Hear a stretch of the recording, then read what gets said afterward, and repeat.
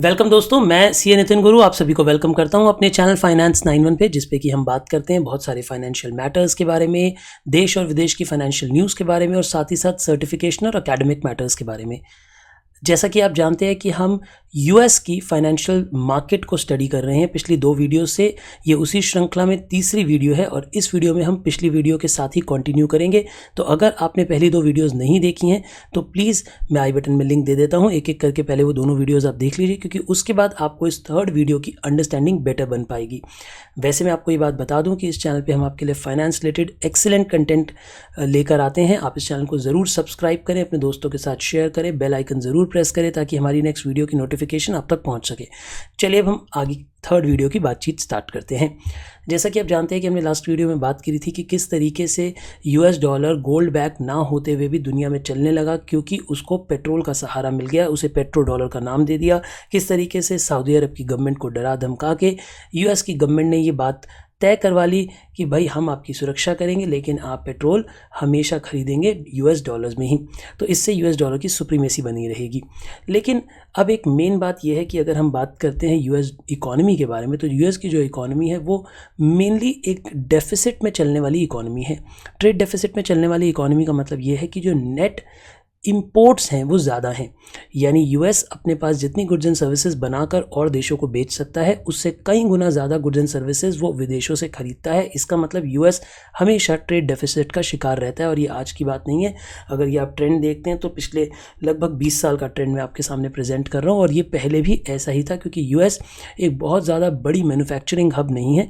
वो consumer goods तो usually बनाते ही बहुत कम है, ज़्यादातर विदेशों से ही खरीदते हैं और इसी के कारण इनके डेफिसिट इतने बढ़ते रहते हैं। अब एक बात बताइए, एक देश जो कि ज़्यादा कमा नहीं पा रहा, ज़्यादा उगा नहीं पा रहा, ज़्यादा चीज़ें अपने आप से प्रोड्यूस करके मार्केट में बेच नहीं पा रहा, वो और कंट्रीज़ पे डिपेंडेंट है, तो वो खरीदेगा कैसे? खरीदने के लिए भाई उनके पास है ना अपनी डॉलर छापने वाली मशीन, तो धड़ाधड़ डॉलर छापो और दुनिया में दो, क्योंकि दुनिया तो डॉलर को एक्सेप्ट करने के लिए तैयार बैठी है। इसका आपको एविडेंस मिलेगा इस पर्टिकुलर ग्राफ में। अगर आप ध्यान से देखते हैं, ये पिछले 100 साल का ग्राफ है कि किस स्पीड से करेंसी इन सर्कुलेशन यूएस में बढ़ाई गई, यानी किस स्पीड से डॉलर प्रिंट किए गए, मार्केट में लेकर आए गए। तो अगर आप ध्यान से देखते हैं तो 1920 से लेके 1970 के बीच में अगर आप देखते हैं तो लगभग यूएस डॉलर्स की जो सप्लाई थी वो बहुत रिस्ट्रिक्टेड थी, बहुत लिमिटेड थी, क्योंकि तब तक वो गोल्ड बैक चल रहा था। और गोल्ड बैक चलने का मतलब ये है कि उनके पास पहले गोल्ड होता था और उसी के एवज में, उसी के बिहाफ पे ही वो अपने नए डॉलर्स प्रिंट करके मार्केट में लेकर आते थे। लेकिन जैसे ही निक्सन जी ने शौक दिया कि भैया अब गोल्ड बैकिंग खत्म, अब तो फिएट करेंसी हम जितना मर्जी छापे, तो 1971 के बाद की कहानी आप देख लीजिए। मैं एक सेपरेट ग्राफ भी मैंने आपके लिए रखा हुआ है 1971 के बाद का। अगर आप ध्यान से देखें 1971 के बाद से कितनी तेज़ी से इन्होंने नोट छापने स्टार्ट किए, और जब जब इनका देश तकलीफ़ में होता है, मुश्किल में होता है, जैसे आपको याद होगा 2008 में क्राइसिस आया था, तो ये देखिए 2000 और 2010 के बीच में जैसे ही क्राइसिस हिट होता है कितनी तेज़ी से ये लोग डॉलर छापते हैं, कितनी तेज़ी से सर्कुलेशन बढ़ा लेते हैं। और अब जब पेंडेमिक आया, जब 2020 का कोरोना वायरस की वजह से, तो भी देखिए कितनी तेज़ स्पीड से कि एकदम ऑलमोस्ट वर्टिकल लाइन लेकर चले गए करेंसी की सर्कुलेशन की, यानी कि इन्हें बिल्कुल भी इम्पैक्ट नहीं पड़ता, ये अपनी करेंसी छापते हैं क्योंकि दुनिया इनकी करेंसी लेने को तैयार बैठी है। अब आपके मन में एक सवाल आएगा कि दुनिया अगर इनकी करेंसी लेती क्यों है, दुनिया को इनकी करेंसी पे क्या फेथ है? तो उसके लिए मैं आपको जवाब देना चाहूँगा, इनके गोल्ड रिजर्व्स। आप ध्यान से देखें कि दुनिया में आज भी हाईएस्ट गोल्ड रिजर्व यूएस के पास हैं और लगभग 8,134 टन। अगर ये अप्रैल 2021 का डेटा है और अगर आप इसके हिसाब से ध्यान से देखते हैं तो ये अपनी टोटल रिजर्व्स का लगभग 79% हिस्सा गोल्ड में रखते हैं। इसका मतलब आप समझिए, जैसे मान लेते हैं हमारा एक देश है, हमारा देश भारत है, हमारे देश के पास जितने भी रिजर्व्स हैं, हम उस सारे के सारे रिजर्व गोल्ड में नहीं रखेंगे ना, कुछ फॉरेन करेंसीज़ में रखेंगे, कुछ गोल्ड में रखेंगे। तो लेकिन हमारे पास अगर आप देखते हैं कि इंडिया के पास सिर्फ 8% गोल्ड है, यानी जितने रिजर्व्स हैं, आप ऐसे सोचिए कि अगर हमारे पास 100 रुपये के रिजर्व्स हैं तो 100 रुपये में से 8 रुपये का गोल्ड है, बाकी 92 रुपीज़ की फ़ॉरेन करेंसीज़ रखी हुई हैं हमने। अब आप इसे खुद निर्णय लीजिए कि ये अच्छा है या बुरा है, कि क्या हमने फ़ॉरेन करेंसीज़ अपने पास रखी हुई हैं, हमने अपने पास यूएस डॉलर लेके रखे हुए हैं, क्या वो एक अच्छा डिसीजन है हमारा या नहीं, वो आप डिसीजन लें, उस पर मैं कॉमेंट नहीं करना चाहूँगा। मेरा काम है आपको सोचने पे मजबूर करना, आपको इंटरनेशनल इकोनॉमिक्स से रूबरू कराना। मैं वही कर रहा हूँ इस वीडियो में। तो यूएस के पास 8,000 से ज़्यादा टन गोल्ड है अपने रिजर्व्स में पड़ा हुआ, जो कि उसके टोटल रिजर्व्स का लगभग 80% के आसपास है। अब इधर एक बात और है, यानी यूएस अपनी इकोनॉमी से ऊपर, अपने डॉलर से ऊपर किसी को नहीं मानता, तभी वो अपने पास पूरी दुनिया की करेंसी का सिर्फ 20% रिजर्व रखता है, जबकि गोल्ड में ज़्यादातर रिजर्व्स रखता है। अब इसी के साथ ये जो तेज़ देश है ना, जो आप सुपर डेवलप्ड नेशंस देखते हैं, चाहे जर्मनी हो, चाहे इटली हो, फ्रांस हो, इनफैक्ट नीचे आप देखिए नीदरलैंड्स को भी देखिए, ये सब लोग लगभग 60-70% अपने रिजर्व्स का पैसा अमाउंट गोल्ड में रखते हैं। आप समझ रहे हैं, यानी ये तेज़ देश हैं, ये फ्यूचर को देखकर चलते हैं कि अगर कल को यूएस डूबा या कुछ हुआ तो ये ज़्यादा गोल्ड रखते हैं अपने पास फॉरेन करेंसी से, क्योंकि गोल्ड तो हमेशा ही शाइन करेगा ही, गोल्ड के बदले में तो कभी भी आपको करेंसीज फॉरेन की मिल जाएंगी। वहीं पर अगर आप चाइना और इंडिया को देखें तो चाइना और इंडिया दोनों ही इस रेस में बहुत बहुत बहुत पीछे हैं, यानी उनके गोल्ड रिजर्व्स उनके टोटल रिजर्व्स का बहुत छोटा सा हिस्सा है। ये गोल्ड का ऑफिशियल रिकॉर्ड है, ऑफिशियल वेबसाइट से लिया हुआ, ये जून 2021 का डेटा है। इसके अकॉर्डिंग भी अगर आप देखें तो यूएस नंबर 1 पे ही है 8,000, और इनफैक्ट जो उसके बाद वाले नेशंस हैं किसी के पास उसका 50% गोल्ड भी नहीं है, किसी के भी पास उसका 50% गोल्ड भी नहीं है। इनफैक्ट इंडिया के पास अगर हम गोल्ड देखें तो अपने टोटल रिजर्व्स का और कम करके हमने खाली 7% गोल्ड रखा हुआ है।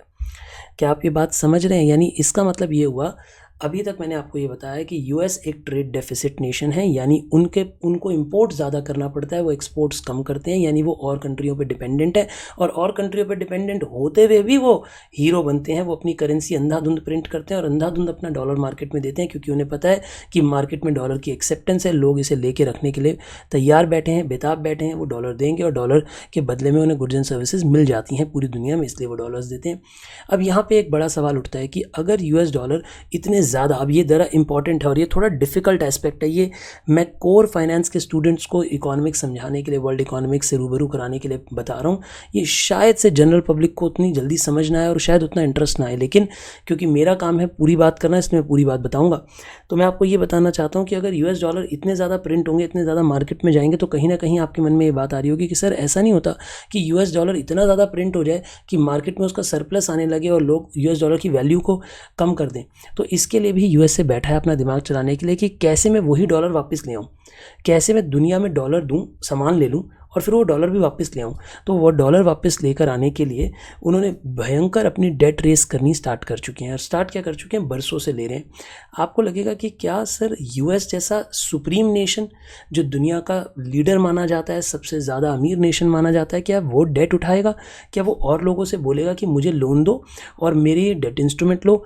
जी हाँ, यूएस दुनिया में सबसे ज़्यादा लोन रेस करता है, और जैसे टी बिल्स वगैरह इशू करता है। जैसे आप देख पा रहे हैं, ये एक टी बिल है आपके सामने जो 1964 से 69 के लिए इशू हुआ 2.5% इंटरेस्ट रेट के साथ। बीच में इंटरेस्ट रेट बढ़े भी सही, 2002-2007 के बीच में आप देख सकते हैं 7% से भी ऊपर का इंटरेस्ट रेट इशू किया जा रहा है। ऐसे लाखों डॉलर्स के, $1 मिलियन का ये टी बिल है। अब ये टी बिल्स बेचे जाते हैं, यानी अब इस बात को समझिए, कहानी थोड़ी कंफ्यूजिंग है लेकिन आराम से समझिए। एक तरफ यूएस की गवर्नमेंट है, यूएस की गवर्नमेंट कहती है भाई हमें इंपोर्ट करना है, तो नए नोट छापो, मार्केट में दो, उससे इंपोर्ट कर लो। अब इंपोर्ट तो कर लिया जी, अपना पेट तो भर गया, हमारे पास तो गुड्स आ गए। अब यूएस तो अमीर हो गया, स्टैंडर्ड ऑफ लिविंग उनके लोगों का तो बढ़ गया, उनको दवाई चाहिए, उनको हॉस्पिटल चाहिए, उनको कपड़े चाहिए, उनको खाना चाहिए, जो भी चाहिए फ़ौरन से मंगवा लो और आराम से अपनी ज़िंदगी जियो, सुकून की ज़िंदगी जियो, राजा वाली ज़िंदगी जियो। लेकिन औरों को दे दिए डॉलर। अब डॉलर की भी लेकिन सप्लाई मार्केट में बढ़ ना जाए, तो उस डॉलर को वापस पुल बैक करना है। पुल बैक करने के लिए अपने ही ट्रेजरी बॉन्ड बेच दिए, लोगों को कहा कि भैया तुम्हें इंटरेस्ट कमाना है, अब मेरे डॉलर मेरे पास ला के जमा करा दो, मैं उसके बदले में तुम्हें ट्रेजरी बॉन्ड दे दूंगा। तो देखो, पहले भी कागज़ के टुकड़े दिए, दोबारा भी कागज़ के टुकड़े दिए। इन्हें कहा जाता है टी बॉन्ड्स। अगर आपको विश्वास ना हो कि T bonds government of USA issue करती है कि नहीं, तो मैं इसके लिए आपको ये बात बताना चाहूँगा कि इतने अमीर देश भी टी बॉन्ड्स इशू करते हैं।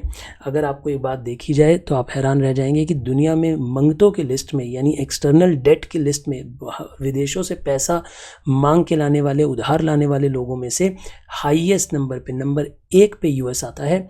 और यूएस के जो लोन है वो लगभग 20,000 बिलियन डॉलर से ज़्यादा हैं।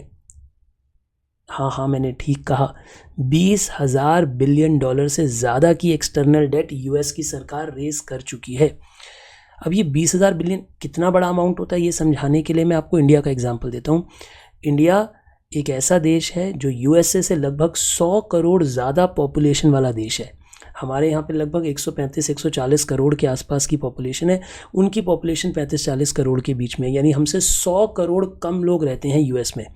पॉपुलेशन की अगर हम बात करें तो मैं आपको ये बताना चाहूँगा कि भारत भी विदेशों से लोन उठाता है। भारत दुनिया की 24th रैंक पे आता है लोन उठाने में, और भारत की जो एक्सटर्नल डेट है, एक्सटर्नल डेट जो बाहर वालों से उठाया हुआ लोन है, वो केवल $543 बिलियन है, सिर्फ $543 बिलियन।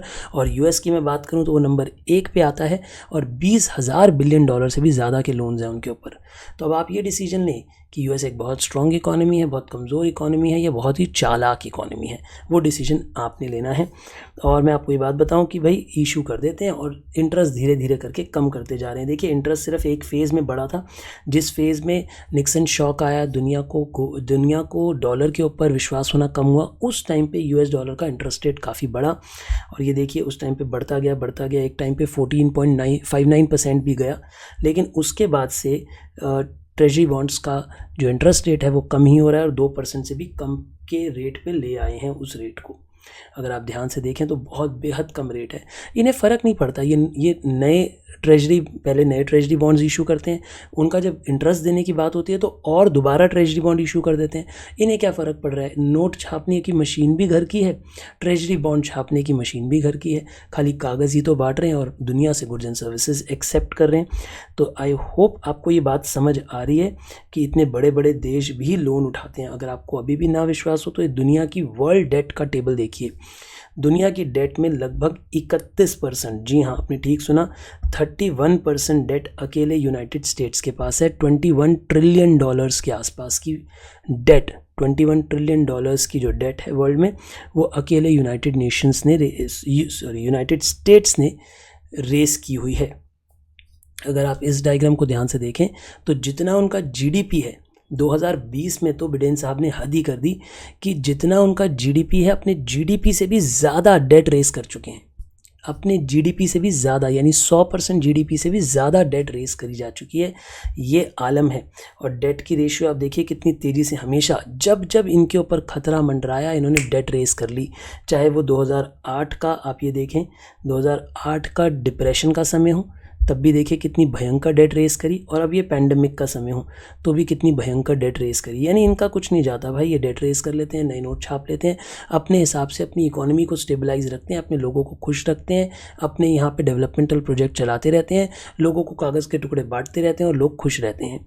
आपको एक बात पता है कि यूएस का हर सिटीज़न जो पैदा होता है वो लगभग दुनिया, यूएसए की बात कर रहा हूँ मैं, यूएसए के हर सिटीज़न के ऊपर लगभग $70,000 का लोन है।